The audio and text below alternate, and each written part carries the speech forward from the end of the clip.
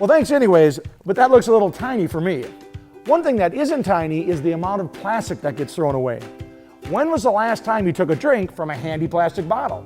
Well, believe it or not, in the United States, we go through 2.5 million of these little guys every hour.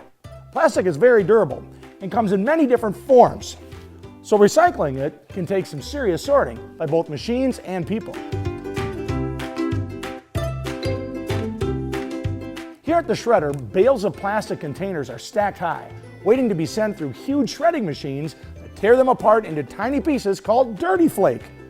We call this material dirty because at this point, it still contains bits of caps and labels and whatever gunk was left inside the containers before we shredded them. To clean the flake, a processing facility like this one sends it through a washing machine the size of a house. Then the flakes are dried and blown through air classifiers that help to separate out unwanted material based on their size and shape. The clean flake that we end up with can be melted down and turned back into something useful.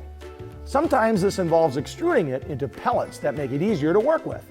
Depending on what we're making, the flake might be mixed with sawdust or other ingredients to change its properties or color.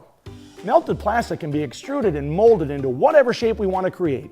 This factory turns recycled plastic into lawn and garden supplies, like edging and fencing. It also makes sturdy plastic boards, finishing them with different colors, patterns, and textures that make them look like real wood. But unlike real wood, recycled plastic lumber will never rot or decay, making it great for building outdoor furniture. Watch as these skilled workers cut, mill, route, and drill, reshaping this material into beautiful new products. Looking around this showroom, it's hard to believe that all this awesome furniture started out as old milk cartons and detergent jugs. Taking something that could sit around in a landfill for centuries and turning it into something beautiful and useful instead is what recycling is all about. Which is why Dem-Con sends more than 2,300 tons of plastic off each year to be turned into something new. Recycled plastic can be used to make signs and playground equipment, even clothing.